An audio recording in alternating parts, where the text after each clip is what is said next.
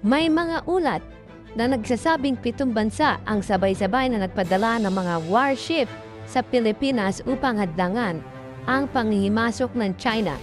Gayunpaman, ilang bansa ang aktibong nakikilahok sa mga joint maritime exercises at nagpapakita ng suporta sa Pilipinas sa gitna ng tensyon sa South China Sea. At narito ang mga bansang nagpadala ng kanilang mga warship sa Pilipinas. Una, Estados Unidos. Ang US ay regular na nakikilahok sa mga joint military drills tulad ng barikatan exercises na isinagawa noong April 2025. Sa mga pagsasanay na ito, kasama ang mga advanced na armas at warship maging ang mga missile upang palakasin ang depensa ng Pilipinas. Pangalawa, Australia. Nakibahagi ang Australia sa mga maritime cooperative activities kasama ang Pilipinas, US at Japan upang ipakita ang pagkakaisa sa pagpapanatili ng kalayaan sa paglalayag sa South China Sea. Ikatlo, Japan. Bukod sa pagsali sa joint drill, nagbigay ang Japan ng mga barko sa Philippine Coast Guard upang palakasin ang mga maritime security capabilities ng bansa.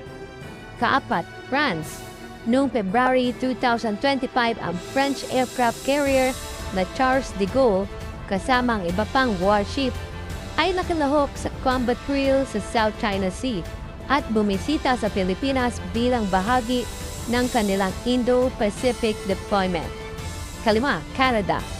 Nakilahok ang Canada sa mga joint exercises kasama ang Pilipinas, US at ang Japan upang ipakita ang suporta sa pagpapanatili ng international law sa rehiyon.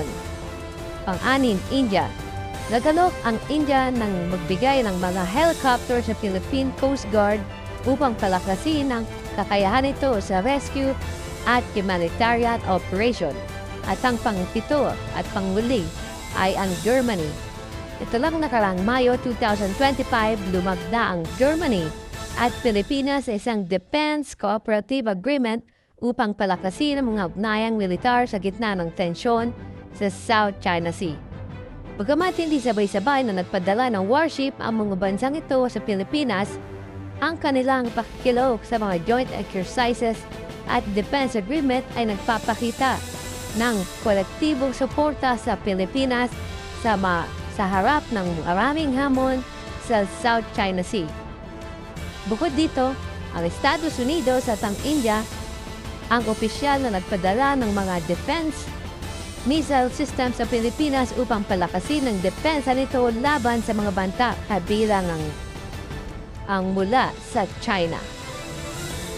Ang US ay nag-deploy ng Typhoon Mid-Range Capabilities o MRC missile system sa Luzon noong April 2024 bilang bahagi ng mga joint military exercises.